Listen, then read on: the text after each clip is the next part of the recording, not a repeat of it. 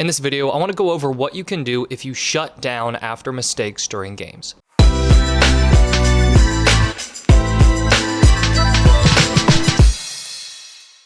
Hey there, I'm Eli Strawman, a performance coach and the founder of SuccessStartsWithin.com.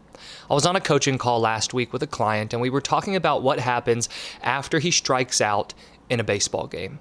He was telling me that after he strikes out, he ends up shutting down. So what this means for him is that mentally he shuts down, he feels very upset, and he can't get himself out of that funk where he's feeling down on himself and his mind is very negative.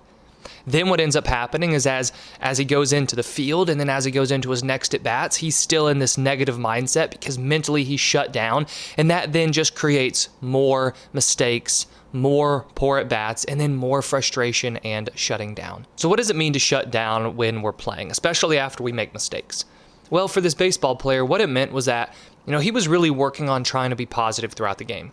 And throughout the day and throughout the game, he tried to keep his mindset positive. He tried to think good thoughts after, he made mistakes or whenever it might be. But as soon as those mistakes happened, right? So as soon as he struck out, that conscious part of his brain that's trying to have those positive thoughts completely shut down, and the negative thoughts took over, right? So we can look at this like our brains shut down to where we can't think the way we want to think, and we're stuck thinking the way we naturally think. Especially if the way we naturally think ends up being negative, this is where we see it become very harmful and very hurtful to us when we're playing.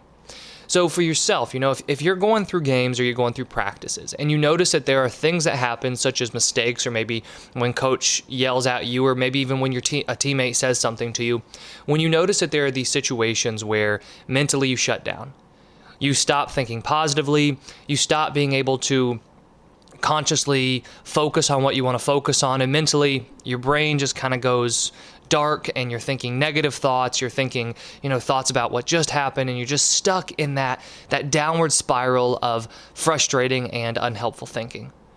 If that's happened to you, what we want to do is we want to work on being able to reset when that happens. And that's exactly what I was talking to this young baseball player about. Because after he strikes out, if we know that he shuts down, we have to get him to reset himself. Otherwise, he'll be stuck in that downward spiral of negative thinking, and it will be very difficult for him to pull himself out of that, which is typically what he experiences. So what do we do to reset in these moments? Well, we have to recognize that when we are shutting down, a big part of shutting down is dwelling on what just happened. We're shutting down mentally to where we're not thinking about what we need to be focused on. We're not able to think positively, mainly because we are stuck thinking about whatever it is that has happened and caused us to shut down, right? So an example would be if a coach yells at me and I shut down after coach yells at me, I'm probably still thinking about the fact that coach yelled at me and I'm dwelling on that instead of getting myself to focus on whatever is next. So the first part of managing or resetting ourselves after we shut down is getting our minds back into the present moment. This is where we can use a breathing technique where we'll close our eyes maybe, or keep our eyes open if we don't have the opportunity to close our eyes, and we'll just focus on taking some deep breaths using some count breathing. Now this will vary for you based on your sport. So for the example with the young baseball player, I told him that after he strikes out, what he wants to do is when he comes back into the dugout, close his eyes, take a deep breath where he inhales for a count of 4, and then he exhales for a count of 8. And I told him to do this 5 times. What that's going to help him do is reset and recenter back into the present moment. Now, if you're a basketball player or a soccer player, and something happens during the game, or coach yells at you during the game, or anything happens where you find yourself shutting down, it's unlikely that you'll be able to close your eyes and take 5 deep breaths in that moment because the game is still happening. If that's the case, right, so you play a sport like that, we can still use the idea of recentering ourselves in the present moment, but you'll have to be able to do it in a quicker way.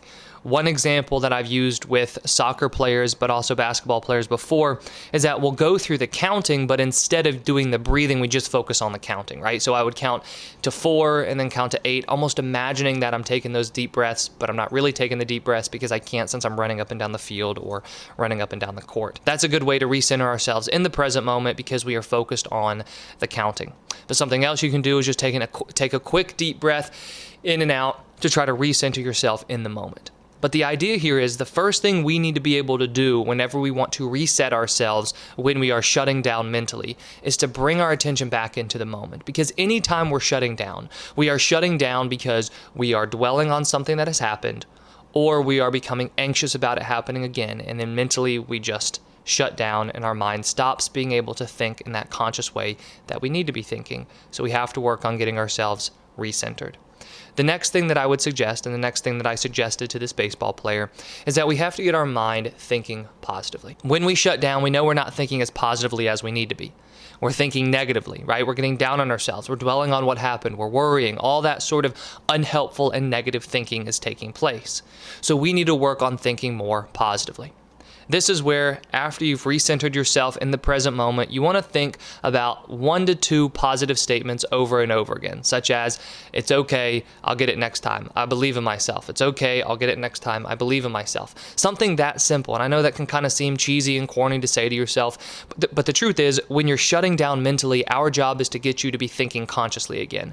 So if you have, maybe 1 to 2 mantras memorize that are positive statements, and you repeat those over and over again, you're starting to get your mind back into that conscious frame of thought because you're choosing to have those thoughts instead of allowing that negative stream of thinking to just take you away, and then you're stuck, and you're shut down, or you've shut down mentally.